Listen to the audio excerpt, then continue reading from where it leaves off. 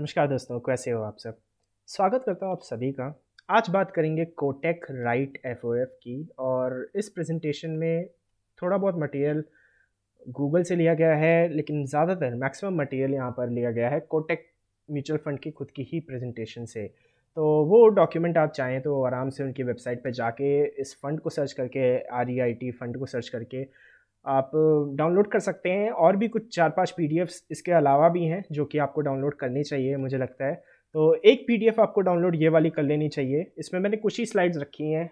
Detail में उन्होंने काफ़ी, शायद मुझे लगता है 25 से 30 स्लाइड्स हैं उनकी, जहाँ पर उन्होंने डिटेल में चीज़ों को लिख रखा है। कुछ स्लाइड्स मुझे ऐसी लगी कि ये थोड़ा-सा एक ग्लांस में समझ नहीं आएगा शायद पब्लिक को, तो इसलिए मैं उनको यहाँ पर लाया हूँ। उनको डिस्कस करेंगे। उसी के साथ मैंने राइट फंड्स जो कि हैं real estate investment trust funds, इनके ऊपर एक वीडियो पहले बना रखी है दोस्तों, राइट्स और इन्वेट्स के ऊपर। तो उस वीडियो को नहीं देखा है तो जाके ज़रूर देख लीजिए। उसी के साथ बहुत से लोगों की एक कंप्लेन आ रही है कि वीडियो में ऑडियो के इश्यूज़ हैं मतलब वीडियोस के अंदर ऑडियो साउंड क्वालिटी अच्छी नहीं है, साउंड थोड़ी सी कम है। तो मुझे लगता है इसका रीज़न ये है कि मैंने अपने ईयरफोन्स थोड़े से टूट गया है मेरा ईयरफोन। तो शायद ये रीज़न एक हो सकता है, और मैं बिना ईयरफोन्स के रिकॉर्ड मैंने करने की कोशिश की अभी, तो वो काफ़ी इंटरफेरेंस आ रहा है वहाँ पे। तो थोड़ा-सा वेट करना होगा, शायद कुछ दिनों में मैं कोशिश करूँगा नए ईयरफोन्स लाने की, कुछ एक नया या रिकॉर्डिंग माइक्रोफ़ोन कुछ लाने की।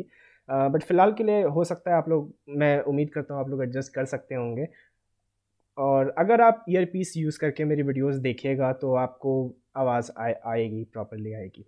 स्टार्ट करते हैं कोटेक इंटरनेशनल राइट एफओएफ से। देखो, मैक्सिमम बात हम राइट्स और इन्वेट्स की पिछली वीडियो में कर चुके हैं ऑलरेडी, ठीक है?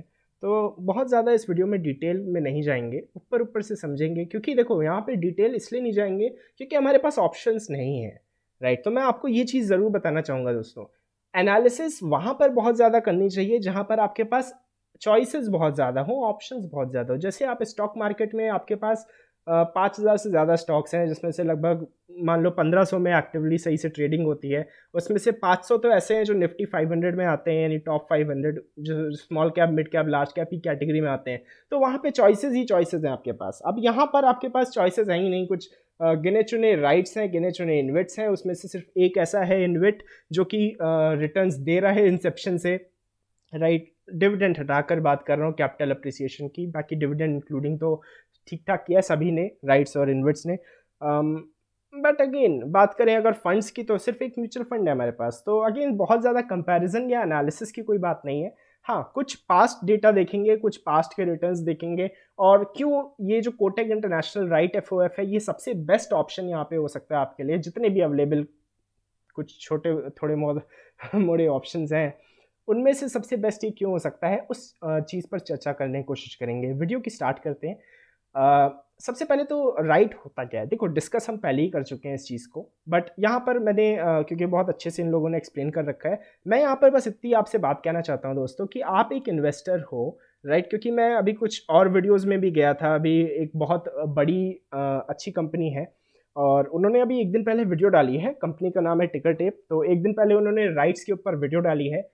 और उनकी वीडियो में मैं कमेंट सेक्शन पे जा रहा था, देख रहा था लोगों के मैक्सिमम क्वेश्चंस क्या है। तो बहुत से लोगों का एक क्वेश्चन था कि यार ये तो वो हो गया कि हम एकदम एक फाइनेंसर की तरह हैं, हम पैसे लगा रहे हैं, बट ये जो रियल एस्टेट है, ये जो प्रॉपर्टी है, उसको हम अपने लिए यूज़ नहीं कर सकते, उस पर कोई ऐसा ऐसा हमारी ओनरशिप तो है नहीं, है ना? जैसे उन्होंने एक चीज़ कही कि जैसे शेयर होल्डर अगर हम होते हैं, तो शेयर जो कंपनी होती है वो हमें अपनी एजीएम्स के अंदर इनवाइट करती है, अपनी कुछ मीटिंग्स के अंदर इनवाइट करती है, हमारे पास वोटिंग राइट्स होते हैं। वो चीज़ें हमारे पास यहाँ पे नहीं है। यहाँ पे तो ये है कि हम अपना पैसा किसी एक फंड हाउस को दे रहे हैं, और वो फंड हाउस ही सारा कंट्रोल उसी फंड हाउस के हाथ में है, मेरे हाथ में तो कुछ है ही नहीं। ये एक बहुत बड़ा डाउट आया। दोस्तों, इस प्रोसेस को पहले समझते हैं। आप एक इन्वेस्टर हो, आपके पास कुछ पैसा है। प्रॉब्लम आपकी ये है कि आपके पास बहुत बड़ा पैसा नहीं है रियल एस्टेट में लगा। मैं ऐसे बात नहीं कर रहा हूँ, हो सकता है बहुत बड़ा एक कैपिटल हो आपके पास, लेकिन आप चाहते हो कि नहीं, उसका मैं 10 ही % रियल एस्टेट में लगाऊं। अगर आपके पास 10 लाख रुपए भी हैं तो 10% होता है सिर्फ 1 लाख। अब 1 लाख रुपए से आप कोई अच्छा रियल एस्टेट ऐसे नहीं खरीद पाओगे, ऑब्वियसली नहीं। लेकिन अगर आप किसी फंड में उसको इन्वेस्ट कर दो जो रियल एस्टेट में इन्वेस्ट करे, तो देखो ये प्रॉब्लम है मैक्सिमम लोगों की कि एक बहुत बड़ा फंड हमें चाहिए होता है अगर हम रियल एस्टेट में ऐसे स्टार्ट करेंगे तो, राइट। तो अगर हमारे पास कम पैसा है तो वो हम एक किसी इन्वेस्टमेंट ट्रस्ट को दे दें। अब वहाँ पे कुछ मैनेजर्स होंगे, कुछ ट्रस्टीज़ होंगे, कुछ स्पॉन्सर्स होंगे। वो क्या करेंगे, वो कुछ रियल एस्टेट की प्रॉपर्टीज़ को समझेंगे। हमसे अच्छा समझ सकते हैं वो, क्योंकि उनके पास वो रिसोर्सेज हैं, राइट। उसके बाद क्या होगा, वो जिन भी प्रॉपर्टीज़ पे वो निवेश करेंगे, उन प्रॉपर्टीज़ से उन्हें कुछ रेंटल इनकम आएगी और कुछ कैपिटल अप्रिसिएशन आएगा। उसका क्या होगा, वो वापस आपको मिल जाएगा डिविडेंड के फॉर्म में। तो ये पूरी जो साइकिल है, ये देखो, मनी आपका यहाँ से जा रहा है, यहाँ से मनी इन्वेस्ट हो रहा है, उसके बाद जो भी इनकम आ रही है वो वापस आ रही है, इसी राइट के एनएवी में रिफ्लेक्ट हो जा रही है, वो वापस डिविडेंड के फॉर्म में आपके पास आ जा रही है। अब मुझे एक बात, मुझे आप सिंपली बताइए कि आप यहाँ पर इन्वेस्टमेंट करना चाहते हैं या फिर आप एक घर ही लेना चाहते हैं। अगर आप एक घर लेना चाहते हैं, एक घर खरीदना चाहते हैं, तब आपके लिए फिर ये फंड नहीं है, फिर आपको एक घर ही लेना पड़ेगा physically, right. This is digital real estate. यहाँ पर हम रियल एस्टेट, देखो क्लियरली पढ़ो, यहाँ पे हम रियल एस्टेट इन्वेस्टमेंट की बात कर रहे हैं। इन्वेस्टमेंट वो होता है जहाँ पर आप, अब देखो यहाँ पे हम, और जो मैक्सिमम हमारी बात है वो कमर्शियल बात है यहाँ पर, राइट। अब आप, फिर आप यही बात, अब देखो ऐसी बात ना, फिर यही एक माइंडसेट का डिफरेंस होता है। जो बहुत अमीर लोग होते हैं और कुछ जो हम जैसे लोग होते हैं, जिन, और मैं यहाँ पे पैसे की टर्म में बात नहीं कर रहा हूँ, मैं यहाँ पे माइंडसेट के टर्म में बात कर रहा हूँ। ये रिच माइंडसेट और पुअर माइंडसेट या मिडिल क्लास माइंडसेट में डिफरेंस होता है, ठीक है। उसमें पैसे से कोई मतलब नहीं है कि किसके पास पैसे कितने हैं, उसमें अंतर है माइंडसेट का। तो अंतर क्या है, जो रिच माइंडसेट के पर्सन होते हैं वो ये सोचते हैं कि यार जैसे मेरे पास कुछ पैसा है, मैं एक काम करता हूँ, उससे कोई कमर्शियल लैंड ले लेता हूँ, वहाँ पे कुछ ऑफिस की बिल्डिंग्स बना देंगे, उनको रेंट पे दे देंगे, उससे हमें पैसा आता रहेगा। जो मिडिल क्लास माइंडसेट होगा वो सोचेगा, अरे यार मैं अगर उसको रेंट पे दे दूंगा तो ऑफिस मेरा नहीं रहेगा। तो वो वैसी बात नहीं हो गई, कहीं ना कहीं उस कमेंट सेक्शन की जो जो बात हुई कि अरे मैंने उसको रेंट पे दे दिया, अब जो आएगा वो तोड़ ताड़ के चला जाएगा सब कुछ, है ना, मेरा मेरा ऑफिस मेरा नहीं रहेगा, मेरा लैंड मेरा नहीं रहेगा। ऐसा तो नहीं हुआ, राइट। वो लैंड आपका है, वो ऑफिस आपका है। अगर ये राइट जो REIT की जिसकी हम बात कर रहे हैं, उसके अंदर जो यूनिट्स हैं वो तो आपके हैं ना, आपके यूनिट्स तो कोई नहीं छीन लेगा। तो आप क्यों ऐसा सोच रहे हो कि वो प्रॉपर्टी आपकी नहीं होगी। तो इस बात को थोड़ा समझें। और अगर आपको फिर यूज ही करना है, जैसे डिजिटल गोल्ड का एक बहुत अच्छा कॉन्सेप्ट अभी रिसेंटली आया है कि भाई आप फिजिकल गोल्ड की जगह, जो आपको स्टोर करना पड़ता है या सब कुछ, राइट, समझ रहे हो, उसकी जगह आप डिजिटल गोल्ड ले लो। तो अब देखो वहां पर चीज़ ये है कि अगर आपको ज्वेलरी के पर्पज़ के लिए चाहिए तो फिर आपको फिजिकल गोल्ड लेना ही पड़ेगा ना, फिर तो और कोई ऑप्शन नहीं है। तो आपको अपनी नीड ज़रूर समझनी है, लेकिन इस चीज़ को एकदम क्लियर कर लें कि देखो इन्वेस्टमेंट का जब माइंडसेट कर रहे हो तो सिर्फ इन्वेस्टमेंट की सोचो। फिर ये मत सोचो कि वो प्रॉपर्टी हमारे हाथ में हो या हमें दिखे वो प्रॉपर्टी, ऐसा ज़रूरी नहीं है। ऐसा होना ज़रूरी नहीं, आपको रिटर्न से मतलब होना चाहिए। वो यूनिट्स तो आपके ही है ना, वो तो कहीं नहीं जा रहे ना, सेबी तो रेगुलेट कर रही है ना इस फंड को, तो फिर आपको दिक्कत क्या है। आगे बढ़ते हैं। अच्छा, ये इंडिया का पहला और एकमात्र ग्लोबल राइट FOF है। और एक्चुअली ग्लोबल हटा भी दो तो भी ये एकमात्र ही फंड है जो कि काम कर रहा है इसमें, और एशिया पैसिफिक का लार्जेस्ट फंड है। ओके, तो ये बहुत अच्छी बात है। अच्छा, एक्सपोजर की अगर हम बात करें, देखो अभी तक जितने हमने पिछले वीडियो में राइट्स और इन्वेट्स की बात की थी वो सिर्फ इंडिया के थे। ये पहला और एकमात्र ऐसा फंड है जो इंटरनेशनल जा रहा है। और इसका अगर हम बात करें जो एलोकेशन है, तो आप देख सकते हो एलोकेशन ये सिंगापुर में काफ़ी ज़्यादा हैवी है, सिंगापुर और ऑस्ट्रेलिया में, राइट। उसके अलावा कुछ डाइवर्सिफिकेशन इन्होंने हांगकांग, न्यूजीलैंड, आपकी स्क्रीन पे देख सकते हो। अच्छा, बात करेंगे अभी इन सारी चीज़ों की, राइट। वेयर हाउसेस क्या होते हैं, लॉजिस्टिक्स वगैरह की बात करेंगे, तो इनकी बात हम पिछले वीडियो में भी बहुत डिटेल में कर चुके हैं। चलो आगे बढ़ते हैं। देखो इसका स्ट्रक्चर क्या होगा। अगेन ये जो फंड है ये काम कुछ नहीं करेगा, इसका काम होगा सिर्फ SMAM क्या, Sumitomo Mitsui DS asset management company है, उस कंपनी के राइट में इन्वेस्ट करना। मतलब कुल मिला, इसीलिए ये फंड ऑफ फंड है। ये जो फंड है ये बेसिकली किसी और फंड को खरीद रहा है बस। अब आप क्यों इस फंड को खरीदो, कोटक वाले फंड को, क्योंकि भाई आपके पास डायरेक्ट कोई तरीका नहीं है कि आप SMAM एशिया राइट फंड को खरीद सको, तो इसलिए आपको कोटक फंड को खरीदना पड़ेगा।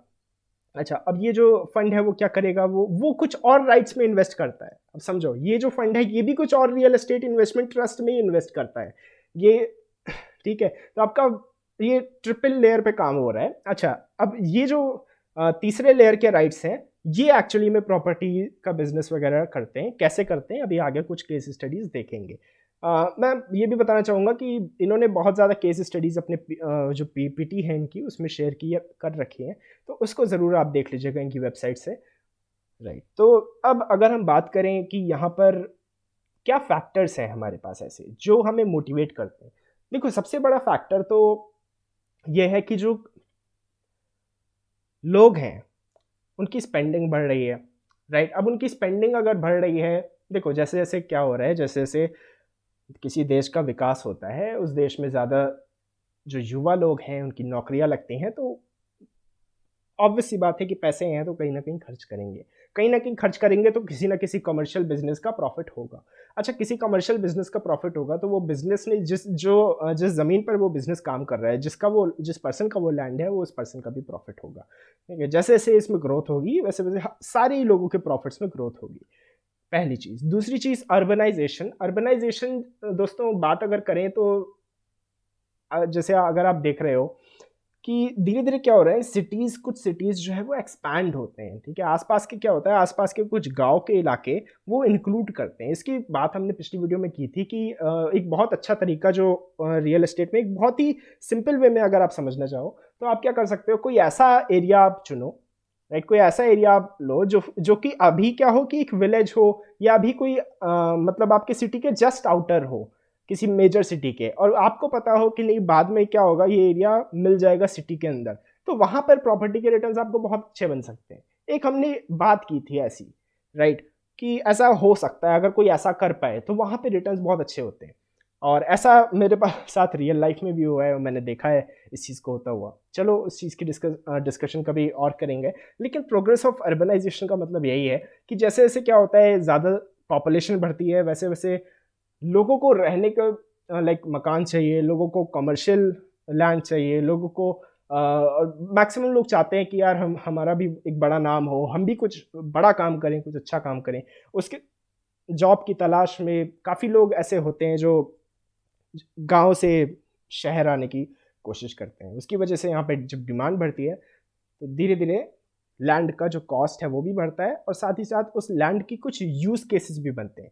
अच्छा, तीसरा जो रीज़न है वो है सेंटर ऑफ वर्ल्ड ट्रेड का। यहाँ पे लॉजिस्टिक प्रॉपर्टीज़ की हम बात करेंगे। लॉजिस्टिक्स क्या होता है अभी इसकी बात करते हैं, राइट। बट बेसिकली ये जो रीजंस हैं वो कुछ रियल एस्टेट के प्राइजेस को ऊपर ले जाने वाले फैक्टर्स हैं। और पिछले वीडियो में मैंने आपको ये भी बताया था कि रियल एस्टेट ने on an average stock markets को आउट परफॉर्म किया है इन द जो भी लॉन्गेस्ट टर्म की आप बात करो, इंसेप्शन से, मतलब जब से स्टार्ट हुए हैं ये फंड्स तब से। ये वाला राइट फंड की बात नहीं कर रहा हूँ, जब से मतलब रियल एस्टेट ही जब से एक इन्वेस्टमेंट के एसेट क्लास में आया है तो तब से आउट परफॉर्म किया इसने। अच्छा खैर, ये ग्राफ बहुत इंपॉर्टेंट है, बहुत इंटरेस्टिंग सी यहाँ पे एक ऑब्जर्वेशन आपको देखने को मिलेगी। देखो ऑब्जर्वेशन क्या है, ये कुछ स्टैट्स हैं, राइट। अब जैसे आपको 2021 आप समझ लो कि हम 2021 के अंदर हैं। धीरे धीरे हो क्या रहा है, आप अगर एक चीज़ देखोगे तो यहाँ पे आ जाओ, देखो यहाँ पे एक ब्रॉडर ब्रॉडर अगर आप चीज़ देख रहे हो तो आपको दिख रहा है कि अर्बन पॉपुलेशन लगातार बढ़ रही है, और अभी क्या हो रहा है कि रूरल पॉपुलेशन लगभग फ्लैट हो गई है। और ये डेटा 1980 से 2020 यानी इस लाइन के पीछे तक का जो डेटा है वो वेरीफाइड डेटा है अभी तक का, उसके आगे का एस्टिमेटेड है, राइट। तो मान लो हमारे पास इतना ग्राफ है बस इस साइड लेफ्ट साइड का, इस लाइन के लेफ्ट साइड का। इससे हम ये कह सकते हैं कि क्या होगा कि आने वाले टाइम में भी, अब देखो क्योंकि रूरल पॉपुलेशन एक डाउन ट्रेंड में है तो आने वाले टाइम में भी चांसेस है कि वो और डाउन जाए। अर्बन पॉपुलेशन एक अप ट्रेंड में है, आने वाले टाइम में भी इस मोमेंटम के कंटिन्यू होने के चांसेस हैं। तो धीरे धीरे क्या हो रहा है कि अर्बनाइजेशन तो हो रहा है। अब आप इस बात को मानो या ना मानो वो आपकी चॉइस है।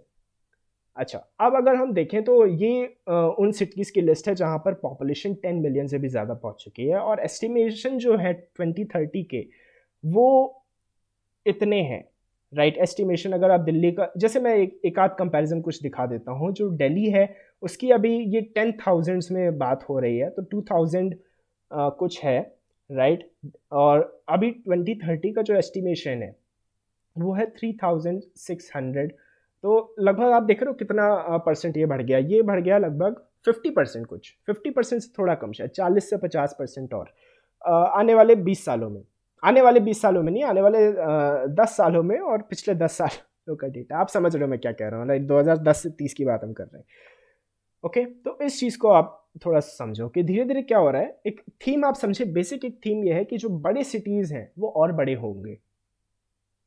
समझ गए, एक एक एक लाइन में अगर मैं समराइज करना चाहूँ तो अच्छा, ये एक्सपोर्ट इंपोर्ट का डेटा है और कुछ प्रोजेक्शंस आने वाले टाइम के हैं, राइट। तो और ये ई कॉमर्स के कुछ ग्राफ्स हैं, बहुत ज़्यादा इसमें इम्पोर्टेंस कुछ है नहीं, बस एक थोड़ा सा देखने में अच्छे लगते हैं।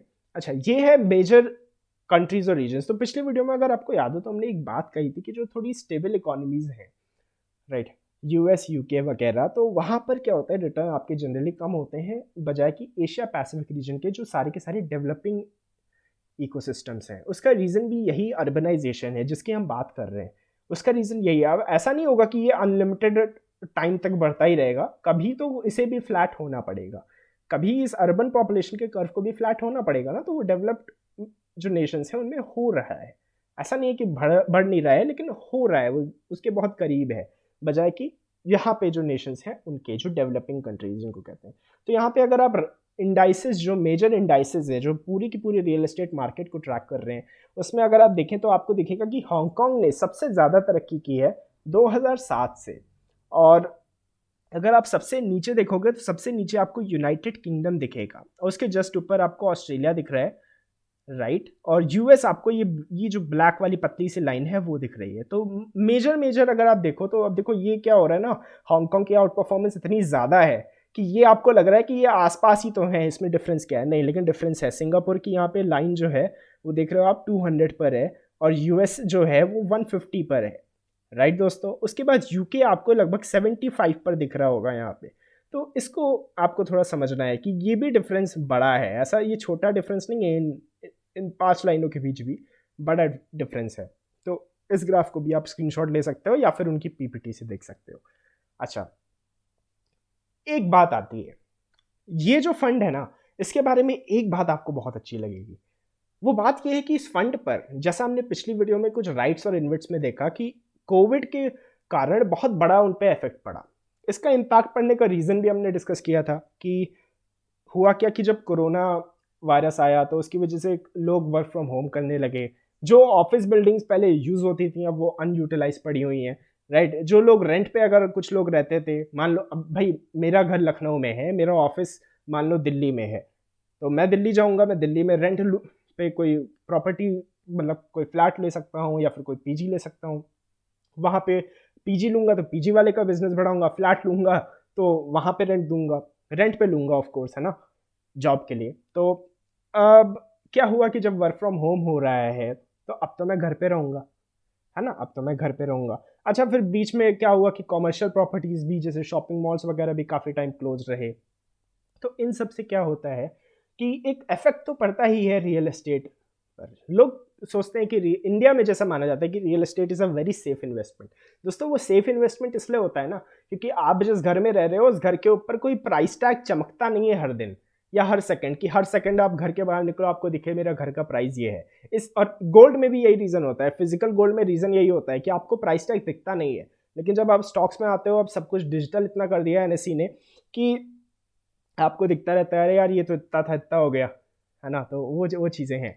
खैर, आगे बढ़ते हैं। तो बेसिकली क्या कहना चाहता हूँ मैं कि ये जो राइट है इसमें ध्यान रखा गया है इस बात का कि कोविड प्रूफ पोर्टफोलियो एक हो या रिसेशन प्रूफ कह सकते हो। और इसके अंदर ये मुझे लगता है कि एक बहुत ही इंटरेस्टिंग फैक्ट है कि इसके अंदर होटल्स का एक्सपोजर ज़ीरो है, नॉट इवन 0.1 भी नहीं है, मतलब ज़ीरो एक्सपोजर है होटल्स का। क्योंकि इनकी शायद स्टडी ये है कि हाईएस्ट इम्पैक्ट सबसे ज़्यादा इसी एरिया के ऊपर आया है होटल्स के अंदर, क्योंकि भाई होटल्स लेना ऑब्वियसली लोगों ने बंद कर दिया, ट्रैवलिंग बंद हो गई, होटल्स भी काफ़ी टाइम तक क्लोज रहे, राइट। तो इन चीज़ों पे और रिटेल पे भी ये अंडर वेट है थोड़ा सा। ओके, अच्छी बात है। उसी के साथ जैसे आप इसकी डाइवर्सिफिकेशन यहाँ पर देख सकते हो, तो सबसे ज़्यादा आपको दिख रहा है इंडस्ट्रियल लैंड जो है। देखो, इंडस्ट्रीज़ तो बंद हो नहीं सकती, कैसे बंद हो सकती हैं इंडस्ट्रीज़, आप बताओ। हाँ, आप नहाना तो छोड़ नहीं सकते हो ना, आप चाय बिस्कुट खाना ये सब तो छोड़ नहीं सकते हो, राइट। तो कहीं तो प्रोड्यूस होंगी, कहीं तो स्टोर होंगी, कुछ तो वेयर हाउसेज होंगे, और इसी के साथ आप कपड़े पहनना तो छोड़ नहीं सकते हो। काफ़ी सारी ऐसी बेसिक नेसेसिटीज़ हैं जो बंद ही नहीं हो सकती, कोई मतलब उसका तुक ही नहीं बनता, राइट। तो इस बातों को मैं उम्मीद करता हूँ आप लोग समझ सकते हो कि जैसे इंडस्ट्रियल का यहाँ पे इन्होंने एक्सप्लेनेशन लिखा हुआ है, राइट। आगे बढ़ते हैं। अच्छा, पोर्टफोलियो कंस्ट्रक्शन की अगर बात करें तो जैसे हमने बात की थी सिंगापुर, ये पाई चार्ट पे आपको दिख रहा है सारे परसेंटेजेस। सिंगापुर में सबसे ज़्यादा यहाँ पे कंसंट्रेटेड पोर्टफोलियो एक हमारा है, इंडिया 0.9% बस है। बुरी बात नहीं है ये, मुझे लगता है एक अच्छी बात है, स्पेशली अगर कोई डाइवर्सिफाई करना चाहता हो बहुत ज़्यादा, तो वो इस फंड के साथ साथ अगर उसे इंडिया भी चाहिए हो, वो चाहता हो कि नहीं यार मुंबई गुड़गांव में काफ़ी ज़्यादा ऑफिस की बिल्डिंग्स हैं, मैं चाहता हूँ कि वहाँ से भी मुझे कुछ पैसे मिले, तो अच्छा, अगर ये वीडियो आपको समझ नहीं आ रही है ना दोस्तों, तो पहली वीडियो जाके ज़रूर देख लें, क्योंकि उसमें हमने डिटेल में डिस्कस किया हुआ है सब कुछ, राइट। तो वो क्या कर सकता है कि कोई इंडिया का राइट जो एक्सचेंज पे लिस्टेड हो वो ले सकता है, उसके साथ कुछ परसेंटेज में अपना ये इंटरनेशनल वाला फंड ले सकता है। लेकिन इसके जब रिटर्न्स देखोगे ना, तो शायद आपको इंडिया के राइट्स में इंटरेस्ट खत्म हो जाएगा। ठीक है, तो अगर मैं जैसे बात करता हूँ इसके जो टॉप 10 पोर्टफोलियो होल्डिंग, अच्छा ध्यान देना है कि ये सारे के सारे जो होल्डिंग्स हैं ये बेसिकली किसी प्रॉपर्टी का नाम नहीं है, ये सब खुद ही के खुद ही रियल एस्टेट इन्वेस्टमेंट ट्रस्ट है, राइट। तो इनमें जो टॉप 3 है उनकी केस स्टडीज़ मैं आपको दिखाने वाला हूँ कुछ देर में, शायद अगले में ही दिखाऊंगा, इसी अगली कुछ नेक्स्ट स्लाइड्स में, ठीक है। लेकिन ये टॉप 10 हैं जो कि इनकी पोर्टफोलियो की होल्डिंग्स हैं, सारी होल्डिंग शायद इन्होंने डिस्क्लोज नहीं करी हैं, बट ओके दैट्स ओके। अगर आप एवरेज डिविडेंड यील्ड देखोगे तो 4.3% की dividend yield, and this is actually 4%। यहाँ पे शेयर जैसा काम नहीं है कि लाइक फेस वैल्यू पे इतना परसेंट है तो बोल दिया 4%, 10% डिविडेंड दे रहे हैं वो और हो रहा है वो 1 रुपये पे, शेयर है 100 रुपये का, तो ऐसा नहीं है, it's an actual 4% dividend yield, right. चलो आगे बढ़ते हैं। तो हाँ, जैसे हम बात कर रहे थे कि हाँ, अब हम बात कर लेते हैं CAGR की। दोस्तों 2012 के अंदर अगर आप जो फंड है हमारा, जिस फंड में हम हमारा निवेश है वो ब्लू लाइन से आपको दिखेगा, राइट। और जो बेसिकली जो एशिया का एक इंडेक्स है, राइट इंडेक्स, या फिर जिस इंडेक्स को इस फंड ने एक बेंचमार्क की तरह से ट्रीट किया है, एशिया पैसिफिक, ओके, तो वो आपको ऑरेंज लाइन से दिखेगा, ऑरेंज बार से दिखेगा, सॉरी, राइट। तो यहाँ पे अगर आप देखोगे तो 2012 के अंदर 46%, 2013 के अंदर 2.58, 15, ओके। यहाँ पर एक नेगेटिविटी आती है, ठीक है, एक नेगेटिव रिटर्न आता है ओवरऑल, लेकिन आप देखोगे तो -0.23 बस, यानी बहुत ही नेग्लिजिबल, है ना, बहुत ही नेग्लिजिबल रिटर्न, मतलब नेगेटिव साइड में भी। उसके बाद 12, उसके बाद 20, 5, 26, 5, ये ईयर टिल डेट नवंबर 2020 तक। इस दोस्तों यहाँ पर ना सारे के सारे रियल एस्टेट जितने भी राइट इंडाइसेस हैं सब बहुत ही बड़े नेगेटिव ग्राफ में है, राइट। बट यहाँ पर क्योंकि ये डेवलपिंग एक रीजन बहुत अच्छा है, सबसे बड़ी बात है कि जो इकोनॉमी है, जो रीजन है एशिया पैसिफिक, वो बहुत अच्छा है।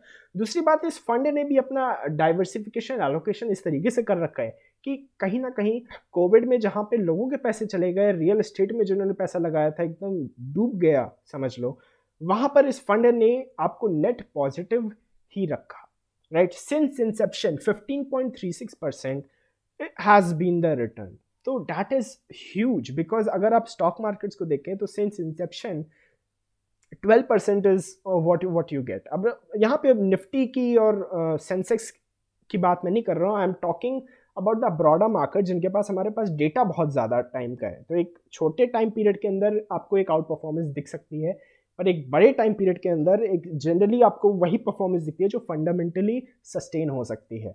तो यहाँ पे राइट्स की जैसे हमने बात पिछली वीडियो में भी की थी, हमने 15.2% की बात की थी कि रियल एस्टेट आपको ओवरऑल ब्रॉडर पूरे वर्ल्ड के रियल एस्टेट देते हैं, यहाँ पे 15.36% का आपको रिटर्न मिल रहा है। मुझे लगता है बहुत शानदार रिटर्न है और एक अच्छा लाइक, चलो आगे बढ़ते हैं, बात करते हैं। तो केस स्टडीज जैसे मैंने कहा था, अब देखो सबसे पहले यहाँ पे था मैपल ट्री, दूसरा है गुडमैन ग्रुप और तीसरा है लिंक राइट। तो इन तीनों की मैं बात करूंगा, गुडमैन ग्रुप की, ओके, लिंक राइट की, और इसके लास्ट में है maple tree, okay. Goodman group क्या है, देखो बहुत ज़्यादा कंफ्यूज होने की ज़रूरत नहीं है इसमें, मैंने एक इमेज भी यहाँ पे लगा रखी है आप लोगों के लिए ताकि आप लोग थोड़ा अच्छे से समझ पाओ। लेकिन एक चीज़ आपको समझनी है, सॉरी ये वाली इमेज मैंने नहीं है एक्चुअली, ये जो इमेज है ये मैंने लगाई है, ये वाली, राइट, ये वेयर हाउस वाली, ये वाली इमेज उन्होंने ऑलरेडी लगा के दी हुई है। तो है क्या ये, basically it is a real estate investment trust. अच्छा ठीक है, कहाँ का है, ऑस्ट्रेलिया का है। अच्छा करता क्या है, करता ये है कि ये कुछ लॉजिस्टिक्स फैसिलिटीज़, बिजनेस पार्क्स और प्रॉपर्टीज़ पर इन्वेस्ट करता है। अच्छा सिंपल वर्ड्स में समझे, सिंपल वर्ड्स में ये कह सकता हूँ, लॉजिस्टिक्स का मतलब होता है वेयर हाउस, गोदाम जिसको हम हिंदी में कहते हैं, मतलब जैसे ये जो इमेज है, ये जो आपको दिख रही है वो, राइट। तो इसका मतलब ये है कि मान लो जैसे अमेज़ॉन कोई कंपनी है, अब अमेज़ॉन इतने सारे प्रोडक्ट्स हैं अमेज़ॉन के पास, वो प्रोडक्ट्स कहीं ना कहीं तो स्टोर होते होंगे। कहाँ स्टोर होते हैं? एक वेयर हाउस में स्टोर होते हैं। अच्छा, उस वेयर हाउस को क्या अमेज़ॉन खरीदा होगा अमेज़ॉन ने? हाँ, कुछ कुछ वेयर हाउसेज ऐसे हो सकते हैं जो अमेज़ॉन की खुद की ओनरशिप है। चलो, एक बड़ी कंपनी हमने अमेज़ॉन की बात कर ली। अब अगर हम बात करें कोई और ऐसी कंपनी जिसके पास वेयर हाउसेज हो। अब सिर्फ अमेज़ॉन के पास, फ्लिपकार्ट के पास ही तो वेयर हाउसेज नहीं होते ना, हर छोटे बड़े बिजनेसमैन के पास होते हैं। तो वो हर जो बिजनेसमैन है, क्या वो अपने वेयर हाउसेज खरीदेगा? नहीं, ऑब्वियसली नहीं। वो रेंट पे उनको लेना चाहेगा, वो कुछ स्पेस को रेंट करना चाहेगा। अच्छा, वो जिससे रेंट लेगा उसको तो पैसे देगा, तो उसको मुनाफा होगा सिर्फ अपने लैंड को एक कमर्शियल वे में यूज़ करने का अधिकार देने के लिए। ये यहाँ पर आपके पास तरीका है जिससे ये राइट्स अर्न करते हैं। अच्छा, बिजनेस पार्क से होते हैं। दूसरी जैसे चीज़ इन्होंने लिखी है business park. Business park basically एक ऐसा रीजन है, जैसे आपको यही दिख रहा है, ठीक है। ये बिजनेस पार्क नहीं कहूँगा, लेकिन एक एग्जांपल आप देख सकते हो कि बहुत सी बिजनेस बिल्डिंग्स आपको दिख जाएंगी उस रीजन के अंदर, ठीक है। बहुत से बिजनेसेस आपको उस रीजन के अंदर ऑपरेट करते हुए दिख जाएंगे। जनरली सिटी के बाहर थोड़ा सा लैंड आपको सस्ता मिल जाता है, हमने पहले जैसे बात भी की। तो वहाँ पर जनरली बिजनेसेस थोड़ा पसंद करते हैं अपने ज़्यादा, जहाँ पे लैंड उनको रिक्वायर्ड अगर हो कहीं, तो सिटी के थोड़ा सा बाहर, जस्ट थोड़ा सा बाहर, जहाँ पे रोड्स अच्छी मिल जाए, लेकिन लैंड का कॉस्ट थोड़ा सा कम रहे। तो ये एक ग्राफ है आपको, जैसे डिविडेंड आपको दिख रहा है, ये प्राइस है, इसका प्राइस आपको येलो ग्राफ से इसको दिख रहा है। डिविडेंड भी आप देख रहे हो इसका लगातार बढ़ा। देखो, बहुत ये ऐसा नहीं है कि ये उछल जाएगा, ठीक है, धीरे धीरे बढ़ेगा। एक स्टेबल सस्टेन्ड ग्रोथ है 15.36% की, एक स्टेबल ग्रोथ है, ठीक है। बहुत बड़ी ग्रोथ यहाँ पे नहीं है। मतलब ऐसा नहीं है कि लाइक अदानी हो जाए या फिर रुचि सोया हो जाए, आलोक इंडस्ट्री हो जाए, ऐसा नहीं होगा, ठीक है, ये समझना है।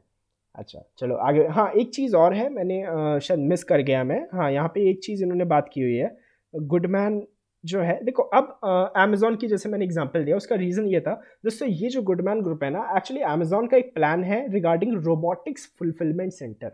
क्या है ये कि अमेज़ॉन अब करना क्या चाहता है कि यहाँ पे एफिशिएंसी बढ़ाने के लिए अपने वेयर हाउसेस के अंदर रोबोट्स रखना चाहता है। टेस्टिंग ऑलरेडी इसकी स्टार्ट हो चुकी है, कुछ तो फंक्शनल वेयर हाउसेस भी हैं ऐसे। इवन क्या क्या चीज़ें आप यकीन नहीं करोगे क्या क्या चीज़ें हो रही हैं दुनिया में। खैर, फ्लाइंग ड्रोन्स, रोबोट्स वगैरह, तो इससे क्या होगा कि वेयर हाउसेस जो हैं उनमें स्पीड काफ़ी बढ़ जाएगी, डिलीवरी जो होगी प्रोडक्ट्स की काफ़ी आसानी से हो जाएगी। अच्छा, ये जो अमेज़ॉन का लाइक एम है, इस पे इसको गुडमैन ग्रुप असिस्ट करेगा। ओके, ये यहाँ पर लिखा हुआ है, देखो, Goodman group will provide new Amazon robotics fulfilment centre Australia के अंदर। ओके, तो इस चीज़ को भी आपको समझना है। अच्छा, दूसरी केस स्टडी है लिंक राइट की। अब यार, इसके बारे में एक बहुत इंटरेस्टिंग फैक्ट आपको बताता हूँ। ये एशिया का largest real estate investment trust है और एशिया का फर्स्ट भी है। क्या? एशिया का फर्स्ट और लार्जेस्ट रियल एस्टेट, ये देखो, Link REIT is the first real estate investment trust listed in, oh sorry, Hong Kong का फर्स्ट है, सॉरी। एक्चुअली मैं इस वीडियो को डालने वाला था लगभग 2 हफ्ते पहले, राइट। तो कुछ चीज़ें हैं यहाँ पे जो मिस हो गई। खैर, ये आपको जैसे एक इमेज दिख रही है। अच्छा, ये है क्या? बेसिकली इट इज़, अगर आप लखनऊ में रहते हो तो आपने आलमबाग के बारे में सुना होगा, है ना। ये थोड़ा सा हांगकॉन्ग का आलमबाग है। मतलब basically it's like a street, एक स्ट्रीट है, वहाँ पे बहुत सी मार्केट्स हैं। Okay, and that's it. तो अगर जैसे हम कुछ मार्केट्स की ऐसी बात करें, तो पहली बात हम कर सकते हैं स्नीकर्स स्ट्रीट में, आपको दिखाऊंगा अभी। कहाँ इसमें लिखा, कहाँ पे हुआ है, ये देखो, इसमें लेडीज़ मार्केट, स्नीकर्स स्ट्रीट और गोल्डफिश स्ट्रीट लिखा हुआ है। ओके, तो ये देखो, ये है स्नीकर्स स्ट्रीट हांगकॉन्ग की, ये है लेडीज़ मार्केट और ये है गोल्डफिश स्ट्रीट। तो आप मेन बात समझ गए होंगे कि लाइन से दुकानें लगी हुई हैं, पतली सी एक गली है, लोग जाते हैं अपना, पैदल जाते हैं, बाइक के साथ, कार तो जाओगे नहीं कार से, है ना, जाते हैं अपना सामान लेते हैं। ज़मीन जिसकी है उसको मुनाफा होता है ना। कितना कितना बढ़िया सोचो, बिजनेस मॉडल है। एक लैंड एरिया ले लिया हमने और उसमें हर दुकान हमको कुछ पैसा दे रही है ना। और ये बिजनेस मॉडल आपका हो सकता है। चलो आगे बात करते हैं मैपल ट्री लॉजिस्टिक्स, जिसपे सिंगापुर, जिसपे सबसे ज़्यादा वेटेज है हमारे पास। यहाँ पे वेटेज है 9.8% का वेट रखता है मैपल ट्री लॉजिस्टिक्स की। और उसके बाद ऐसा नहीं है कि सिंगापुर में ये अकेला है, सिंगापुर में हमारे पास कैपिल, उसके बाद मैपल ट्री इंडस्ट्रियल, मतलब मैपल ट्री का एक तगड़ा वेटेज है अगर दोनों को इंक्लूड कर लिया जाए तो। Maple tree logistics, maple tree is not a tree, okay, I mean it is a tree, but ये कंपनी पेड़ों की नहीं है। ओके, लॉजिस्टिक्स का मतलब जैसा मैंने आपको बताया वेयर हाउस, तो बेसिकली इनका काम वही है, राइट। इनका काम सिंगापुर के अंदर है। देखो इनमें डिफरेंस बस रीजन्स का है। अब रियल एस्टेट में कोई ऐसा नहीं आएगा कि यार जैसे हमने यूएसए की बात की तो वहाँ पे डिसरप्शन हो रहा है, वहाँ पे तो एप्पल जैसी कंपनीज हैं, हाँ, वहाँ पे मतलब एक टेक्नोलॉजी एकदम चेंज कर देते हैं, टेस्ला है, एप्पल है ना। तो और इंडिया में जो कंपनीज है उनका काम कुछ अलग है, राइट, काम दोनों का अच्छा है। लेकिन रियल एस्टेट के अंदर देखो मोटा मोटा चीज़ वही है, राइट। आपके पास कुछ ही टाइप के रियल एस्टेट्स हैं जिसको हम डिस्कस कर चुके हैं पिछले वीडियो में, ओके। बस डिफरेंस है यहाँ पे रीजन का। अब यहाँ पे भी एक आपको ग्राफ ऐसे दिखेगा, डिविडेंड भी लगातार बढ़ती हुई जा रही है, राइट का प्राइस भी लगातार बढ़ता जा रहा है, 2010 से ये ग्राफ है, ओके। एक सस्टेनेबल ग्रोथ आपको अगर चाहिए तो ये आपके लिए काफ़ी अच्छा है, राइट। तो ये मैं कहूँगा कि आज के लिए काफ़ी है इतना। कुछ क्विक फैक्ट्स हैं, देख सकते हो आप इनको, ओके। 5 ईयर एवरेज आप अगर रिटर्न की बात करो on equity, that is 13.8, sorry 12.9, okay. तो ये चीज़ें हैं। AUM भी आप देख सकते हो अच्छा खासा है, ये सिंगापुरियन डॉलर है, थोड़ा सा मतलब देख लेना इसको, राइट। तो this is going to be the end. इसके साथ एक डिस्क्लेमर ज़रूर है इस वीडियो का कि भाई जितने भी यहाँ पे डेटा लिया गया है सब गूगल से लिया गया है और कुछ PDF जो कोटेक फंड की है उससे लिया गया है। उसी के साथ मैं ये भी चाहूँगा दोस्तों कि ये बात आप ज़रूर समझें कि यहाँ पे एनालिसिस करने के लिए बहुत ज़्यादा कुछ है नहीं, क्योंकि हमारे पास ऑप्शंस की कमी आ जाती है रियल एस्टेट के अंदर। उसकी वजह यह है कि हमारा लिमिटेशन ये है कि हम चाहते हैं कि हमारे पास रियल एस्टेट का भी एक पोर्टफोलियो हो, डाइवर्सिफिकेशन के जो रूल्स हैं वो हम रियल एस्टेट के अंदर भी फॉलो कर पाएँ। तो अब विद टाइम ऐसा मानना है, जो लोग हैं उनका ऐसा मानना है कि बहुत से राइट्स यहाँ पे आने वाले टाइम में सामने आएंगे, अपने फंड्स को लेकर आएंगे। बट मुझे लगता है फ़िलहाल के लिए अगर हम रिटर्न्स की बात करें, आई थिंक एक ऐसा FOF जो कि आपको किसी भी ईयर में 2012 से आपने डेटा देखा, किसी भी ईयर में इसने नेगेटिव नहीं रखा, सिंस इंसेप्शन इसने एक अच्छा रिटर्न दिया। मुझे लगता है पर्सनली, अगर मेरा ओपिनियन है, मेरे लिए ये एक अच्छा फंड है। मैं रियल एस्टेट पे कुछ भी अगर जो इन्वेस्टमेंट करना चाहता हूँ छोटा मोटा, तो मैं ज़रूर इस फंड के को यूज़ ज़रूर करूँगा अपने बेनिफिट के लिए, राइट। तो ये एक मेरा व्यक्तिगत एक ओपिनियन हो सकता है, एक मेरी चॉइस हो सकती है। आपको अपने लिए देखना ज़रूर है, क्योंकि देखो फ्लेक्सिबिलिटी आपके पास थोड़ी सी कम है, तो कुछ डिसएडवांटेजेस ज़रूर हैं। आप ये चॉइस आपकी नहीं है कि भाई टॉप 10 इसकी होल्डिंग्स जैसे ये सब आपको अगर मान लो नहीं पसंद है, right.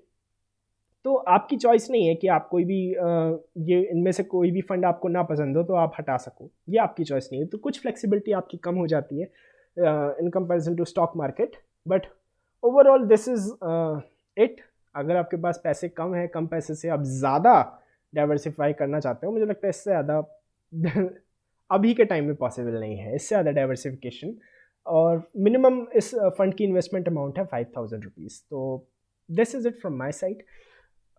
Feel free to post अपने क्वेश्चंस कमेंट सेक्शन में। जस्ट ये सब मत पूछना कि एक्सपेंस रेशियो क्या है, ठीक है, वो जो नॉर्मल जो चीज़ें गूगल, अब मुझे गूगल मत समझना भाई, नॉर्मल चीज़ें जो आप गूगल कर सकते हो प्लीज़ आप देखिए, अपनी रिसर्च खुद कीजिए और रिसर्च ज़रूर कीजिए। किसी देखो अपनी इन्वेस्टमेंट डिसीजंस के लिए दूसरों को ब्लेम करना, स्पेशली मान लो आपने मेरी वीडियो देखकर इस फंड के अंदर इन्वेस्ट कर दिया और उसके बाद आपको लॉस हो गया, राइट। एक केस की बात करते हैं, उसके बाद आपको लॉस हो गया, तो आप लोग मैक्सिमम लोग क्या करते हैं, मेरी वीडियो देख के या किसी और यूट्यूब पे 2-4 और लोगों की वीडियो देखी, आपने इन्वेस्ट कर दिया, आपको लॉस हो गया।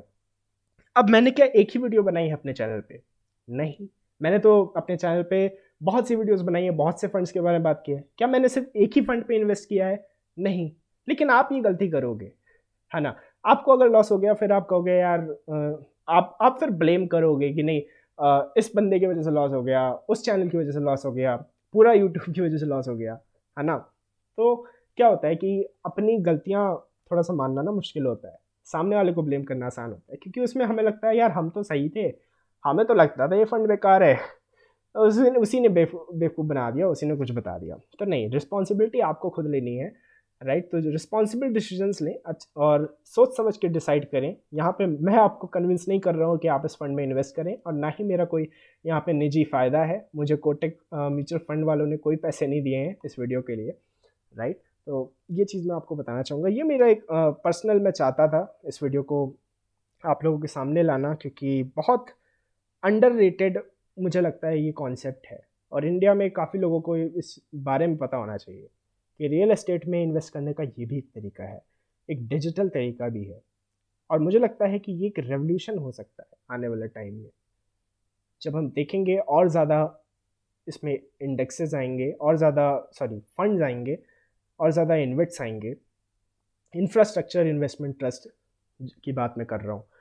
ये सब चीज़ें जब आएंगी तो हो सकता है लोगों का इसमें जो रुचि है वो बढ़े, क्योंकि रियल एस्टेट को तो वैसे भी लोग अच्छा मानते हैं। प्रॉपर्टी को लेना, ज़मीन जायदाद को लेना अच्छा मानते हैं इंडिया के अंदर। चलो, मिलते हैं नेक्स्ट वीडियो में दोस्तों। नमस्कार, जय हिंद।